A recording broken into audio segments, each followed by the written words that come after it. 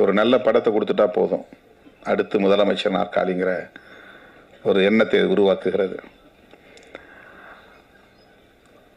ஆனால் ஒரு உண்மையை நாம் தெரிஞ்சுக்கணும். தேசத்தில் முதலமைச்சர் பதவியும் பிரதமர் பதவியும் ஒப்பீடு செய்து பார்க்க வேண்டிய தேவை இருக்கிறது. உண்மையான அதிகாரம் என்பது பிரதமர் பொறுப்பில் தான் இருக்கிறது, அந்த இருக்கையில் தான் இருக்கிறது. நாம் அதுக்கு பெருசாக ஆசைப்படுறதில்ல. எல்லாருமே சிஎம் ஆகணும் தான் நாம் ஆசைப்படுறோம்.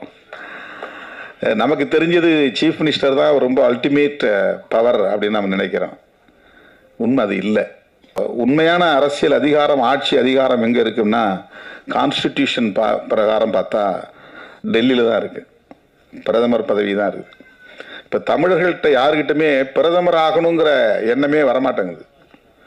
ஒரு தேசிய அரசியலை பேசணும், தேசிய அளவில் நம்ம ஒரு சக்தியாக மாறணும், அடுத்து நாம் பிரதமர் இருக்கையை நோக்கி நகரணும். ஒரு பிரதமர் ஆயிட்டா ஈழத்தமிழர் பிரச்சனைக்கு நம்ம தீர்வு காண முடியும்.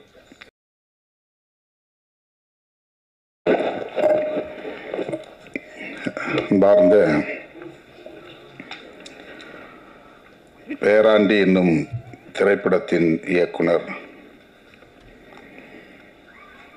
மதிப்பிற்குரிய தங்கமணி அவர்களே, இந்த படத்தின் தயாரிப்பாளர் Veda Media Entertainment, Padma Kandasamy Estates நிறுவனர் மதிப்பிற்குரிய MK ராஜேஷ் அவர்களே,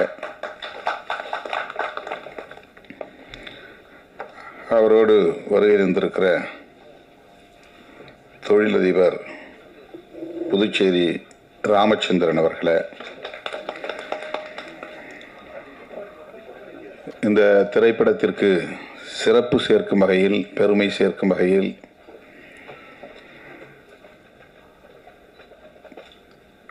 எம்ஜிஆர் அவர்களுக்கு ஜோடியாக நடித்து புகழ் பெற்ற திருமதி லதா அம்மா அவர்களே, படத்தின் கதாநாயகன் தம்பி அரவிந்தராஜ் அவர்களே, இந்த படத்திற்கு உயிரூட்டக்கூடிய வகையில் சிறப்பான இசையை அமைத்திருக்கிற இசையமைப்பாளர் திரு ஹிதேஷ் முருகவேல் அவர்களே, இணை தயாரிப்பாளர் திருமதி லலிதா அவர்களே, நடிகர் அன்பு சகோதரர் கராத்தே ராஜா அவர்களே, பாடலாசிரியர் சிவலிங்கம் அவர்களே, பாடலாசிரியர் அருள்தாஸ் அவர்களே, ஓசூர் டோனி அவர்களே, தங்கை வழக்குரைஞர் திருமதி உமா சங்கரி அவர்களே, ஒளிப்பதிவாளர் திரு மகிபாலன் அவர்களே, மற்றும் இந்த நிகழ்வை ஒருங்கிணைத்துக் கொண்டிருக்கிற தொகுப்பாளர் VM ஆறுமுகம் அவர்களே, இந்த திரைப்படத்தை சார்ந்த, திரைப்பட குழுவை சார்ந்த கலைஞர்களே, திரளாக கூடியிருக்கிற தமிழ் சொந்தங்களே, உங்கள் அனைவருக்கும் என்னுடைய அன்பார்ந்த வணக்கத்தை தெரிவித்துக் கொள்கிறேன். இயக்குனர் தங்கமணி அவர்களும் இணை தயாரிப்பாளர் திருமதி லலிதா அவர்களும் கடந்த வாரம் என்னை நேரிலே சந்தித்து இந்த நிகழ்வில் பங்கேற்க வேண்டும் என்று அழைப்பு விடுத்தார்கள். பல்வேறு பணிச்சுமைகள் என்னை ஆக்கிரமித்திருக்கிற சூழலில் இதில் பங்கேற்பதில் எனக்கு ஒரு தயக்கம் இருந்தது. ஆனாலும் இருவருமே விடாப்பிடியாக நீங்கள் வர வேண்டும், நீங்கள் சொல்லுகிற நாளில் நிகழ்ச்சியை நாங்கள் ஒருங்கிணைக்கிறோம், உங்களுக்கு தோதான ஒரு நாளை சொல்லுங்கள் என்று அன்பு கட்டளையிட்டார்கள். ஆகவே இந்த நாளில் நான் உங்கள் முன்னால் நின்று கொண்டிருக்கிறேன். இந்த வாய்ப்பை எனக்கு வழங்கிய இயக்குனர் தங்கமணி அவர்களுக்கு முதலில் என்னுடைய நெஞ்சார்ந்த நன்றியை உரித்தாக்குகிறேன். இப்போதெல்லாம் திரைப்படங்களுக்கு வைக்கிற பெயர்களே வித்தியாசமாகத்தான் இருக்கின்றன. லதா அம்மா அவர்கள் சொன்னதைப் போல 2K கிட்ஸ் இந்த காலத்து இளைஞர்களுக்கு பிடித்த இசை, பிடித்த பெயர் எல்லாம் ஆங்கிலத்தில் தான் நிறைய திரைப்படங்களுக்கெல்லாம் பெயர்கள் வருகின்றன. அல்லது ஏதாவது ஒரு வித்தியாசமான கவர்ச்சிகரமான பெயர் சூட்டப்படும். ஆனால் இயக்குனர் தங்கமணி அவர்கள் துணிந்து நம்முடைய தமிழ் மரபை போற்றும் வகையில் ஒரு நல்ல தமிழ் பெயரை, குடும்ப பெயரை திரைப்படத்திற்கு சூட்டியிருக்கிறார். இதுவே அவருடைய துணிச்சலுக்கு ஒரு சான்று என்று நான் கருதுகிறேன். பேராண்டி என்று சொல்லுகிற போதே தாத்தாவோ பாட்டியோ இதில் முக்கியமான பாத்திரம் வகிக்கப் போகிறார் என்று நமக்கு தெரிய வருகிறது. அந்த பெயரிலேயே குடும்ப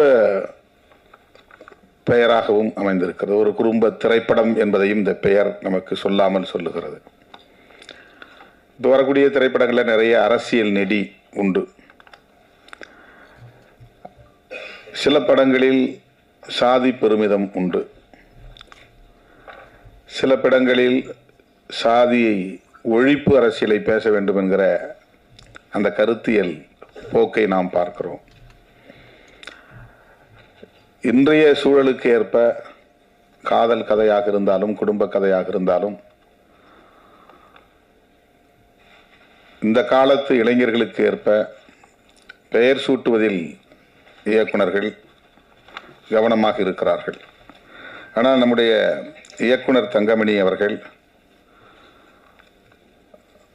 லதா மேடம் இதில் இருக்கிறார் என்பதனாலே என்னவோ அந்த பெயரை தேர்வு செய்திருக்கிறார் என்று நான் கருதுகிறேன். அது பொருந்துகிறது. ஒருவேளை பெயர் முன்னே கூட அவர் தேர்வு செய்திருக்கலாம். அவர் இந்த காலத்துக்கும் பொருந்தக்கூடியவராக இருக்கிறார் லதா அம்மா என்பது பாராட்டுதலுக்குரியது. அவங்க சொன்னாங்க, உலகம் சுற்றும் வாலிபன் தான் நான் முதல்ல நடித்த படம்னு. எனக்கு திடீர்னு என்னுடைய பழைய நினைவுகள். நான் பார்த்த முதல் படமே உலகம் சுற்றும் வாலிபன் தான். நான் இப்போ 8வது படிச்சிருந்தேன், நீங்கள் இப்போ 10வது படிச்சிருந்துருக்கிறீங்க. நான் எங்கள் கிராமத்தில் கரும்பு வெட்டுற தொழிலாளிகளோட கருப்பங்காட்டில் இருந்தேன் வேலை செஞ்சுக்கிட்டு. லீவு நாள்லாம் வேலைக்கு போவோம். சும்மா ஒரு சம்பளத்துக்கு போகிறதில்ல, சும்மா போகிறது. அம்மா இருக்கிறாங்க அப்பா இருக்கிறாங்கன்னு காட்டுக்குள்ளே போவோம். கருப்பங்க செவலையில் நின்றுட்டு வேலை செய்கிறது, கரும்பு ஒடிச்சு திங்கிறது, அந்த மாதிரி. அப்போ கருப்பம்பால் வந்து வெள்ளம் காய்ச்சிற இடத்துல ஒரு பெரிய கொப்பரையில் கருப்பம்பால் கருப்பஞ்சாறு கொட்டி பால் அந்த வெள்ளம் காய்ச்சுவாங்க. அந்த மனம் அப்படி இருக்கும், அருமையாக இருக்கும். அந்த வெள்ளத்தை காய்ச்சிற போது பக்கத்தில் இருந்து கேட்கும். அதில் அந்த அந்த கொப்பரைக்கு கீழே அந்த இதை எடுத்து போடுறாங்க பாருங்கள், கருப்பன் சக்கையை எடுத்து போடுவாங்கல்ல. அவர் வந்து என்னை கேட்டார், தம்பி இன்னைக்கு நாங்கள் சினிமாவுக்கு போகிறோம் வரியா அப்படின்னு என்னை கேட்டார். நான் கீழே நின்றுட்டு இருந்தேன். எட்டி பார்த்தோம், உள்ள திக்குதுன்னு எரியுது அப்படியே. அவர் தூக்கி போடுறாரு கருப்பன் சக்கையை. நான் அதை வேடிக்கை பார்த்துக்கிட்டு இருந்தேன். அவர் வந்து எங்கள் அப்பாவுக்கு நண்பர். அவர் என்கிட்ட இந்த ஆசையை தூண்டி விட்டார், சினிமாவுக்கு போகிறோம். எனக்கு என்ன படம் அப்படின்னா எம்ஜிஆர் படம்னு சொல்கிறேன். எங்கே போகணுன்னா திட்டக்குடின்னு ஒரு ஊருக்கு, நகரத்துக்கு. அது எங்கள் ஊர்லேருந்து நடந்து தான் போகணும், பஸ்ஸெலாம் கிடையாது. 8-10 கிலோமீட்டர். இதை எப்படி எங்கள் அப்பாவிட்ட போய் சொல்கிறது, எனக்கு பயம். ஏன்னா சினிமாவுக்குலாம் போனால் அது குற்றம்னு எங்கள் ஊரில் அப்போ ஒரு மைண்ட் செட்டு.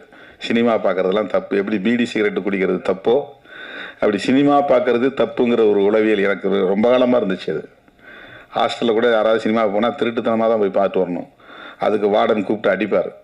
நீ சினிமா பார்க்குற அளவுக்கு போயிட்டியா வளர்ந்துட்டியா அப்படின்னு கையை நீட்ட சொல்லி அடிப்பாங்க, முட்டி போட வைப்பாங்க. அந்த மாதிரி ஒரு சூழலில் படம் பார்க்குறதுக்கு ரொம்ப தயக்கமாக இருந்துச்சு. எங்கள் அப்பாவிட்ட போய் நீங்கள் கேளுங்க அப்படின்னு அவர்கிட்ட சொன்னேன். அவர் உடனே எங்கள் அப்பாவிட்ட கேட்டார். அவருக்கு விருப்பம் இல்லை, இருந்தாலும் வந்து நீ பத்திரமா போய் அழைச்சிட்டு திருப்பி கொண்டு வந்து விட்டுருவில்ல, ஒன்றும் பிரச்சனை இல்லைன்னு அவர் கேட்டார். உடனே அவர் ஆமான்னு சொல்லிடுறாரு. அவரோட நான் போய் பார்த்தேன். எனக்கு கதையும் புரியல, ஒன்றும் புரியல, ஏதோ டிஷின் சண்டை தான். அதில் எம்ஜிஆரை பார்த்தேன், அம்மாவை அப்போ முதல்ல பார்த்துருக்கேன். அவ்வளவு பிறகு இப்போ நான் நேரில் பார்க்குற ஒரு வாய்ப்பு, அந்த திரைப்படத்தில் பார்த்த அம்மாவை இன்னைக்கு பக்கத்தில் உட்கார்ந்து பார்க்குற ஒரு வாய்ப்பு கிடைத்தது. எண்ணி அவர் மேடையில் பேசும்போது தோணுச்சு. வந்து உட்காந்து கேட்டேன், எந்த வருஷம் அது அப்படின்னு கேட்டேன். அது 1973 நாங்கள் கரெக்டு. நான் 8வது படிக்கும்போது அந்த படம் வந்துச்சு திட்டக்குடியில். இன்னைக்கு அவ்வளவு பெரிய பாரம்பரியமுள்ள 250 திரைப்படங்களை நடித்த அம்மாவை கொண்டு வந்து இந்த படத்தில் ஒரு முக்கியமான கதாபாத்திரத்தில் நடிக்க வச்சிருக்கிறார் நம்முடைய இயக்குனர் தங்கமணி. இந்த காலத்து இளைஞர்களுக்கு ஏற்ப டைட்டில் படத்துக்கு பேர் வைக்கணும். இந்த காலத்து இளைஞர்களுக்கு ஏற்ப பாடல் வரி புரியாத இசையை, அதான் அவங்க சொன்னாங்க இன்ஸ்ட்ருமெண்டல் டாமினேஷன். நாங்கள் ஒரே இறைச்சலாக உட்காந்து மியூசிக் மட்டும்தான் கேட்கும். நமக்கு வரி என்னான்னு உத்து கவனிச்சாதான் வரி தெரியும். நிறைய பாடல்களில் வரியே கேட்காது, என்னதான் லிரிக்ஸ்னே தெரியாது நமக்கு. ஆனால் பழைய பாடல்கள்லாம் பாருங்கள், இசையும் அவ்வளவு இனிமையாக இருக்கும், வரிகள் நம்ம மனசில் ஆழமாக பதியும். அது கண்ணதாசன் எழுதின பாடலாக இருந்தாலும் சரி, மருதகாசி எழுதின பாடலாக இருந்தாலும் சரி, உடுமலை நாராயணகவி எழுதிய பாடலாக இருந்தாலும் சரி, வாலி எழுதிய பாடல்களாக இருந்தாலும் சரி, அந்த வரிகள்லாம் அவ்வளவு அருமையான வரிகள், ஊக்கம் தரக்கூடிய வரிகள், நம்முடைய மனதில் ஆழமாக பதியக்கூடிய வரிகள், வார்த்தைகள். அதுக்கு உயிரூட்டக்கூடிய வகையில் இசை இருக்கும். இளையராஜா அவருடைய இசையெல்லாம் கிராமத்தை அந்த அளவுக்கு கிராமங்களை ஆட்டி படைத்தது. இந்த ஆட்டுக்கார அலமேலு, அன்னக்கிளி, இந்த படங்கள்லாம். இப்போ தங்கமணி அவர்கள் படத்தை பார்த்தா தான் தெரியும். இப்போ இந்த காலத்துக்கு ஏற்ப சப்ஜெக்ட் அதில் இருக்குன்னு நினைக்கிறேன். ஏன்னா பேராண்டி விரும்புகிற பொண்ணை திருமணம் பண்ணி வைக்கிற கதை. இந்த திருமணம்னாலே இங்கே சாதி குறுக்கிடும். அகமண முறைங்கிறது தான் சமூகத்தில் இருக்கிற நடைமுறை. சட்டத்துக்கு புறம்பான ஒரு நடைமுறை தான், ஆனால் அதுதான் சமூக நடைமுறையாக இருக்குது. ஒரே சாதிக்குள்ளே தான் திருமணம் பண்ணணும் அப்படிங்கிறது நீண்ட காலமாக இருக்குது. சட்டம் அதை தடை செய்யலை, ஆனாலும் அப்படி ஒரு நடைமுறை அது பல்வேறு பிரச்சனைகளுக்கு இடம் கொடுக்கிறது. அது தொடர்பாக கொலை வரையிலும் போயிடுறாங்க. ஆணவ கொலைகள்லாம் நடக்குது. திரைப்படத்துக்குள்ள காதலை எப்படி வச்சிருக்கிறான்னு தெரியல.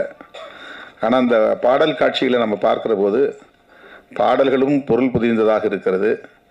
அதற்கேற்ப இசையும் அருமையாக இருக்கிறது, கேட்க இனிமையாக இருக்கிறது. அதனால தான் அவர்கிட்ட சொன்னேன், நல்லா பண்ணியிருக்கீங்க, படம் ஹிட் ஆகும், உங்கள் பாடல் நல்லா இருக்கு அப்படின்னு சொன்னேன். தம்பி அரவிந்த்ராஜ் இங்கே மேடையில் பேசும்போது இதுதான் முதல் மேடைனாரு. ஆனால் அவர் தான் பேசுனதுலேயே ரொம்ப சிறப்பாக பேசினார். எல்லாரும் டக்கு டக்குன்னு முடிச்சுக்கிட்டாங்க, எதுக்கு நமக்கு வம்பு, நீண்ட நேரம் மேடையில் பேசக்கூடாதுன்னு. ஆனால் அவர் இந்த கதை, இயக்குனருடைய உழைப்பு, அவருக்கு இருந்த அனுபவம் எல்லாத்தையும் நல்லா பேசினார். எப்படி முதல் மேடையிலேயே சிறப்பாக பேசினாரோ அது மாதிரி முதல் படத்திலேயே சிறப்பாக நடித்து இருக்கிறார். நான் தான் கேட்டேன், நீ நல்லா பண்ணியிருக்கப்பா, உனக்கு நல்ல ஃபியூச்சர் இருக்குது அப்படின்னு சொன்னேன். நல்லா தேர்ந்தெடுத்திருக்கிறார் இயக்குனர் தங்கமணி அவர்கள். ஒரு நல்ல கதாநாயகனை தமிழ் திரையுலகத்திற்கு வழங்கியிருக்கிறார் என்று தான் நான் அறிமுகப்படுத்தி இருக்கிறார் என்று தான் நம்புகிறேன். ராஜா ரொம்ப நாளாக எனக்கு தெரியும், கராத்தே ராஜா. நான் என்ன தம்பிங்க இந்த கெஸ்ட் ரோலில் நடிக்கிறதுக்காக சில படங்களை கூப்பிட்டாங்க. அப்போது நான் அப்போலாம் அந்த திரைப்படத்துக்கு முக்கியத்துவம் தரல. ராஜா அப்போ எனக்கு அறிமுகமானவர். இன்றைக்கி நிறைய படங்களில் நடிச்சிட்டு இருக்கிறார். இப்போ கூட ஒரு திரைப்படம் கௌதமன் படத்தில், அதில் ரொம்ப சிறப்பான ஒரு பாத்திரத்தில் நடிச்சிருக்கிறாரு. இந்த படத்துலேயும் அருமையாக அந்த பாடல் காட்சிகள்லேயே நமக்கு அவர் எப்படி பண்ணியிருக்கிறாருங்கிறத பார்த்தோம். இப்போ நல்லா தேர்வு பண்ணியிருக்கிறாரு தங்கமணி அவர்கள். லதா அம்மாவை தேர்வு பண்ணியிருக்கிறாரு, அரவிந்த்ராஜ், அதே மாதிரி கதாநாயகி பேர் தெரியல, அவங்களும் ரொம்ப சிறப்பாக பண்ணியிருக்கிறாங்க. அது அவங்களுக்கு முதல் படமா ரெண்டாவது படமான்னு தெரியல, சிறப்பாக பண்ணியிருக்கிறாங்க. இந்த படத்தினுடைய கதை கரு எப்படி இருக்கிறது, கதை ஓட்டம், திரைக்கதை எப்படி அமைந்திருக்கிறது, இந்த கிளைமாக்ஸ் எப்படி முடியுது அப்படிங்கிறதெல்லாம் பொறுத்து தான் மக்களுடைய ஆதரவை வென்றெடுக்க முடியும். என்னதான் வந்து சிறப்பான திரைக்கதை இருந்தாலும் கூட இசை ரொம்ப முக்கியமானது. ஒரு இசை வந்து சரியாக அமையலை, பேக்ரவுண்டு பின்னணி இசை சரியாக அமையலைன்னா அந்த படம் கொஞ்சம் ஸ்ட்ரகிள் பண்ண வேண்டியிருக்கும். ஹிதேஷ் அவர்கள் இந்த படத்திற்கு அந்த பாடல்களிலிருந்து பார்க்க முடிகிறது, நல்ல இசையை வழங்கியிருக்கிறார். தங்கமணி அவர்கள் ஏன் என்ன இந்த வெளியீட்டு விழாவுக்கு என்ன வலியுறுத்தி கூப்பிட்டார் எனக்கு தெரியாது.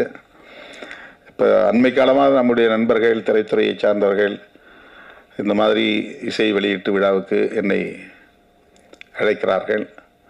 ப்ரீவியூ ஷோவுக்கும் வந்து பாருங்க அப்படின்னு சொல்லி கூப்பிடுறாங்க. நான் வந்து தொடக்கத்தில் என்ன அன்பு தோழின்னு ஒரு படத்தில் ஒரு தம்பி கிட்டத்தட்ட 6 மாதம் போராடி தான் என்ன அதில் நடிக்க வச்சார். எனக்கு கதை தலையும் புரியாது, வாலும் புரியாது, எதையுமே நான் கேட்டுக்கல, நேரம் ஒதுக்க முடியாது, ஏதோ ஒரு சொன்னபடி செஞ்சேன். அதுக்கப்புறம் வின்சென்ட் செல்வா வச்சு தமிழரசன் ஒரு படம், ஒரு 10 நாள் ஷூட்டிங் போனோம், அப்படியே நின்று போயிடுச்சு. அதுக்கு முன்னாடியே வந்து கலகம்னு ஒரு படம், அது கலகத்திலே முடிஞ்சு போயிடுச்சு. களஞ்சியம் தான் இயக்குனர். அவர் வந்து எனக்கு மேக்கப் போட்டு 4-5 ஃபோட்டோ ஷூட் மட்டும் பண்ணார். ஃபோட்டோ ஷூட்டோடு நின்று போயிடுச்சு அது. அதில் அந்த ஃபோட்டோ ஷூட்லாம் நல்லா தான் இருந்துச்சு. அந்த படத்தை ஒரு ஷூட்டிங்கே போக முடியாமல் போயிடுச்சு, வெறும் ஃபோட்டோ ஷூட்டோடு நின்று போயிடுச்சு. அதுக்கப்புறம் அந்த தமிழரசன். ஆனால் அதை தாண்டி 1-2 படங்களில் முகம் காட்டணும்னு மன்சூர் அலிகான் என்னை பிடிச்சி நான் மருத்துவமனையில் ராமச்சந்திராவில் கிடந்தப்போ என்னை கட்டாயப்படுத்தி இழுத்துட்டு வந்து ஒரு பாட்டு சீனில் என்னை நடிக்க வச்சார். அப்போ நான் இயல்பாகவே மீசை எடுத்திருந்தேன். அந்த நேரத்தில் எனக்கு ஒரு சின்ன ஆப்ரேஷன், மூக்கில் சைனஸ் ஆப்ரேஷன் நடந்திருந்த நேரம்.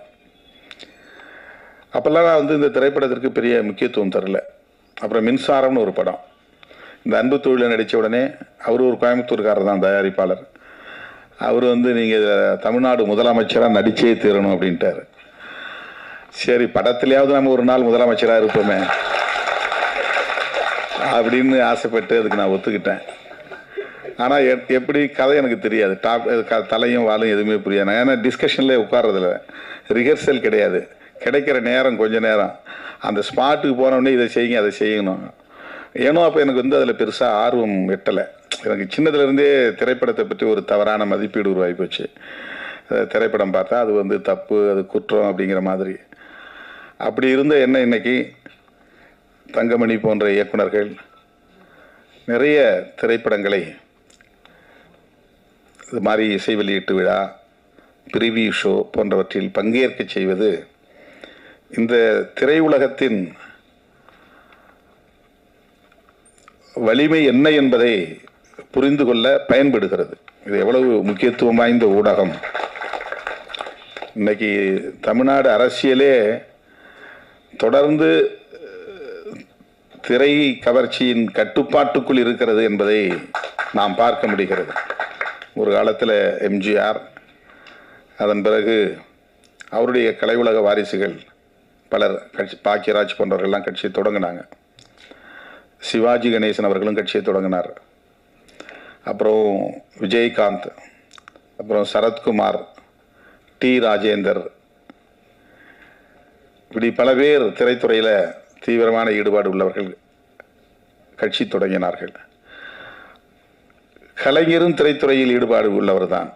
இன்றைய முதல்வரும் திரைப்படத்தில் ஓரிரு படங்களில் நடித்தவர் தான். ஜெயலலிதா அம்மையார் திரைத்துறையிலிருந்து வந்தவர் தான். இப்போ விஜய் வரையிலும்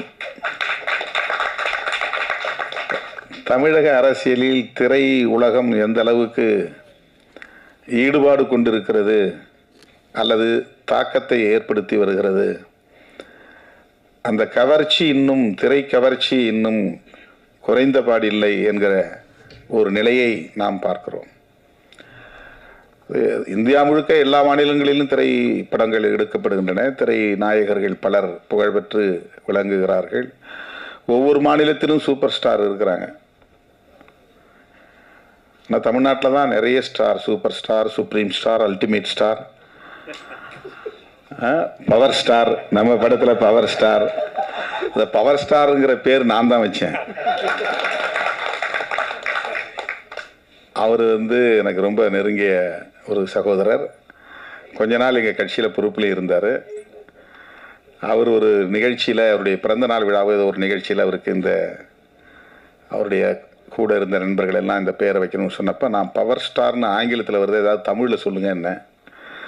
எல்லாரும் மாதிரி ஆங்கிலத்தில் என் பேர் வைங்க. இல்லை இல்லை, அதெல்லாம் தமிழ்லாம் வச்சா ஈடுபடாது, பவர் ஸ்டார்னு சொல்லுங்கன்னு என்ன கட்டாயப்படுத்தினாங்க. ஆனால் அது நான் வச்சுங்கிறதுனால ஆகலை, அவருடைய உழைப்பால் அந்த பேர் நல்ல ரீச் ஆயிடுச்சு மக்கள்கிட்ட. இப்போ நம்ம பேராண்டி படத்துலையும் பவர் ஸ்டார் நடிச்சிருக்கிறார் அப்படிங்கிறத பார்த்தது, நான் அவரை பார்த்தவொடனே எனக்கு ஒரு மகிழ்ச்சி ஆயிடுச்சு. அவர் தங்கமணி வந்து என்னை பார்த்தபோது சொன்னார், பவர் ஸ்டார் இதில் நடிச்சிருக்காரு. நான் அன்றைக்கி வருவார்னு எதிர்பார்த்தேன், அவர் வரல. எந்த மாநிலத்திலும் திரைத்துறை அரசியலில் பெரிய தாக்கத்தை ஏற்படுத்தவில்லை. மம்முட்டி இருக்கிறார் கேரளாவில், இங்கே கன்னடத்தில் ராஜ்குமார், இப்போ இல்லை அவர், இங்கே என்டிஆர், இங்கே எம்ஜிஆர், 2 பேர் தான் வந்து அரசியலில் ஒரு பெரிய மாற்றத்தை திரைத்துறையின் மூலமாக ஏற்படுத்தியவர்கள். அவரும் கட்சி ஆரம்பித்த 5 வருஷத்தில் ஆட்சி பிடிச்சார், இவர் கட்சி ஆரம்பித்த 7 வருஷத்தில் ஆட்சி பிடிச்சார். ஆனால் இன்னும் தமிழ்நாட்டுக்குள்ள திரைத்துறை சார்ந்தவர்கள் இயக்குனராகவோ இசையமைப்பாளராகவோ அல்லது கதாநாயகராகவோ கதாநாயகியாகவோ நடித்தவர்கள் சோஷியல் மீடியாவில் ரொம்ப ஆழமாக சிந்திக்கிறவங்களாம் இருக்கிறாங்க. ரொம்ப நாமே அது ஆச்சரியப்படக்கூடிய அளவுக்கு. அருமையில் ஒருத்தர் எழுதியிருந்தான், இராணுவத்துறையில் வேலை செஞ்சவங்க ரிட்டையர் ஆகிட்டு வாட்ச்மேன் வேலைக்கு போகிறாங்க, திரைத்துறையில் ரிட்டையர் ஆகுறவங்களாம் சிஎம் ஆக்குறாங்க. தமிழ்நாட்டு அரசியல் அப்படி இருக்கு அப்படின்னு. இராணுவத்துறையில் ரிட்டையர் ஆகிறவங்களாம் வாட்ச்மேன் வேலை மாதிரி ஏதாவது ஒரு டிபார்ட்மெண்ட்டுக்கு போகிறாங்க. ஆனால் திரைத்துறையில் ரிட்டையர் ஆகிறவங்க அல்லது விஆர்எஸ் கொடுக்குறவங்க வாலண்டரியாக கொடுத்துட்டு வராங்க இல்லையா. இன்னும் நல்லா 200 கோடி 300 கோடி சம்பாதிக்க முடியும், ஆனாலும் நான் அதை விட்டுட்டு வரேன் அப்படிங்கிறது. பட் இங்கே அவங்கெல்லாம் வந்து முதலமைச்சர் கனவோட வராங்க அப்படின்னு சொல்கிறாங்க. ஏதோ ஒரு வகையில் திரைப்படம் அல்லது திரைத்துறை தமிழர்களை ஆளுமை செய்கிறது, ஆதிக்கம் செய்கிறது. இப்போ நான் என்ன யோசிக்கிறேன் அப்படின்னா, 15-20 வருஷத்துக்கு முன்னாடியே எனக்கு இந்த துறையில் கதவு திறந்தது, சிவப்பு கம்பளம் விரிக்கப்பட்டது. பல பேர் கூப்பிட்டாங்க, நான் அதை ரொம்ப அவாய்ட் பண்ணிட்டேன். இப்போ உங்களை மாதிரி இயக்குநர்கள் வந்து அழைத்து இந்த நிகழ்ச்சிகள் எல்லாம் பங்கேற்க செய்கிற போது இந்த கலை எந்த அளவுக்கு மக்களோடு நெருக்கமானதாக இருக்கிறது. மக்களை பற்றி தானே திரைத்துறை பேசுகிறது, மக்களிடமிருந்து அந்நியப்படவில்லை. மக்களுடைய அன்றாட வாழ்க்கையை, வாழ்வியலை, அவர்கள் எதிர்கொள்ளுகிற சவால்களை, நெருக்கடிகளை அழகியலாக கொண்டு வந்து நம் கண்முன்னே நிறுத்துகிறார்கள், கோர்வைப்படுத்தி கொண்டு வந்து நிறுத்துகிறார்கள். இசை பின்னணியோடு அதற்கு பெரும் அளவில் உயிர்ப்பை கொடுக்கிறார்கள். அதில் வருகிற இசையும் ஒளி வெள்ளமும் காணும் மக்களின் கவனத்தை வெகுவாக ஈர்க்கிறது. இப்போ அதை சொல்லப்படுகிற கருத்துக்கள் மக்கள் உள்ளத்தில் பதிகிறது. இப்போ மக்களிடமிருந்து அந்நியப்படுகிற ஒன்று அல்ல, அந்நியப்பட்ட ஒன்று அல்ல, மக்களின் இயல்பான வாழ்வியலை பேசுகிற ஒன்று. இதை எந்த அளவுக்கு நேர்மறையாக கையாள முடியும், பாசிட்டிவாக இதை ஹேண்டில் பண்ண முடியும், கையாள முடியும் அப்படிங்கிறது அந்த இயக்குனருடைய பார்வையை பொறுத்தது. கதாநாயகனும் கதாநாயகியும் இயக்குனர் என்ன சொல்கிறாங்களோ அதை தான் செய்வாங்க. ஆனால் இயக்குனருடைய பார்வை முற்போக்கானதாக இருந்தால், ஜனநாயகபூர்வமானதாக இருந்தால், இளைய தலைமுறையை நல்வழிப்படுத்தக்கூடியதாக இருந்தால், திரைப்படங்கள் மிகப்பெரிய அளவிலே சமூக மாற்றத்தை உண்டு பண்ணக்கூடிய ஒரு சக்தியாக விளங்கும். அதில் பிற்போக்குத்தனமான கருத்துக்கள் இல்லாமல், குடும்ப படமாக இருந்தாலும் சரி, வெறும் காதல் படமாக இருந்தாலும் சரி, அரசியல் நெடி வீசுகிற படங்களாக இருந்தாலும் சரி, பிற்போக்குத்தனமாகவும் படம் எடுக்க முடியும், முற்போக்கு சிந்தனையோடவும் படம் எடுக்க முடியும். பழமைவாதத்தை ஆதரிக்கவும் முடியும், புதுமைகளை ஏற்று அதை ஜனநாயகப்படுத்தி மக்களிடத்திலே கொண்டு போய் சேர்க்க முடியும். தங்கமணி அவர்கள் என்னை தேடி வந்து இந்த இசை வெளியீட்டு விழாவிலே பங்கேற்க வேண்டும் என்று முடிவெடுத்தார், அழைத்தார் என்றால் நான் அவரை ஒரு ஜனநாயக சிந்தனையாளராகத்தான் பார்க்கிறேன், முற்போக்கு சிந்தனையாளராக பார்க்கிறேன். இல்லைன்னா அவர் என்ன சூஸ் பண்ண வேண்டிய அவசியம் இல்லை. ஏன்னா என்னுடைய கருத்தியலோடு அவருடைய சிந்தனையும் நேர்கோட்டில் இருந்தால் மட்டும்தான் என்னை அழைக்க அவர் முடிவெடுக்க முடியும். இல்லைன்னா இவர் நாம் பேசுகிற கருத்துக்கு எதிராக பேசுகிறவர், நமக்கும் அவருக்கு அது ஒத்து வராது அப்படிதான் அவர் யாராவது சஜஸ்ட் பண்ணால் கூட இல்லைப்பா அவரெல்லாம் அழைச்சிட்டு வர வேண்டாம் அப்படி தான் அவர் ரிஜெக்ட் பண்ணுற வாய்ப்பு இருக்குது, தவிர்ப்பதற்கு வாய்ப்பு இருக்கிறது. ஆனால் இந்த திரைப்படத்தினுடைய இயக்குனர் ஒரு படத்தை இயக்கி அது வெளிவந்துட்டா அந்த இயக்குனர் எப்படி காலரை தூக்கி விட்டுவாருன்னு நமக்கு தெரியும், அவருடைய நடை எப்படி கம்பீரமாக மாறும் நமக்கு தெரியும்.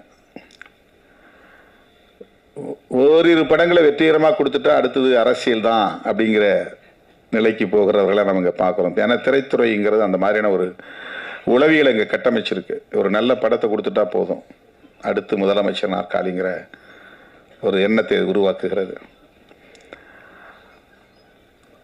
ஆனால் ஒரு உண்மையை நாம் தெரிஞ்சுக்கணும், தேசத்தில் முதலமைச்சர் பதவியும் பிரதமர் பதவியும் ஒப்பீடு செய்து பார்க்க வேண்டிய தேவை இருக்கிறது. நீங்கள் கொள்கை ரீதியான ஒரு முன்னெடுப்பை செய்தாலும், சமூக மாற்றத்தை ஏற்படுத்துவதாக இருந்தாலும், உண்மையான அதிகாரம் என்பது பிரதமர் பொறுப்பில் தான் இருக்கிறது, அந்த இருக்கையில் தான் இருக்கிறது. நாம் அதுக்கு பெருசாக ஆசைப்படுறதில்ல, எல்லாருமே சிஎம் ஆகணும் தான் நம்ம ஆசைப்படுறோம். நமக்கு தெரிஞ்சது சீஃப் மினிஸ்டர் தான் ரொம்ப அல்டிமேட் பவர் அப்படின்னு நம்ம நினைக்கிறோம். உண்மை அது இல்லை. இது ஒரு தாசில்தார் ஆஃபீஸ் மாதிரி தான். இது ஒரு கலெக்டருக்கு கீழே இருக்கிற ஒரு பெரிய அளவில் இதை நீங்கள் கொள்கை முடிவுலாம் எடுக்க முடியாது. சமூக மாற்றங்களை பெருசாக செய்ய முடியாது. ஒரு ஊழல் இல்லாத அரசாங்கனால ஒரு மாநிலத்தில் கொடுக்க முடியும்னு சொல்லலாம், மாநில உரிமைகளை பாதுகாக்க முடியும்னு நம்ம சொல்லலாம். ஆனால் உண்மையான அரசியல் அதிகாரம், ஆட்சி அதிகாரம் எங்கே இருக்குன்னா கான்ஸ்டிடியூஷன் பிரகாரம் பார்த்தா டெல்லியில் தான் இருக்குது, பிரதமர் பதவி தான் இருக்குது. இப்போ தமிழர்கள்ட்ட யாருக்கிட்டுமே பிரதமர் ஆகணுங்கிற எண்ணமே வரமாட்டேங்குது. ஒரு தேசிய அரசியலை பேசணும், தேசிய அளவில் நம்ம ஒரு சக்தியாக மாறணும், அடுத்து நாம் பிரதமர் இருக்கையை நோக்கி நகரணும். ஒரு பிரதமர் ஆகிட்டா ஈழத்தமிழர் பிரச்சனைக்கு நம்ம தீர்வு காண முடியும். மாநில முதலமைச்சரானா ஆக முடியாது, செய்ய முடியாது. இன்னும் அந்த அடிப்படையை நம்மளால் புரிஞ்சிக்க முடியாமல் இருக்குது. முதலமைச்சர் ஆகிட்டா போதும் ஈழத்தமிழர் பிரச்சனையை தீர்த்துடலாம் அப்படின்னு நினைக்கிறாங்க. முடியவே முடியாது. ஏன்னா தமிழ்நாடு முதலமைச்சர் மொத்தம் 30 பேரில் ஒரு ஆள், அவ்வளோதான். 545 எம்பிக்களில் ஒரு 40 எம்பி தான் இங்கேருந்து போகிறோம், மிச்சம் 500 பேர் இந்தியா முழுக்க இருக்கிறாங்க.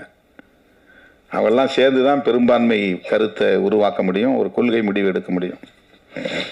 நான் அதை குறைச்சி மதிப்பில்லை, ஒரு ஒப்பீடு நமக்கு தேவை. எப்படி எது அதிகாரம் பெற்ற பதவி அப்படிங்கிறத நம்ம பார்க்க வேண்டியிருக்கிறது.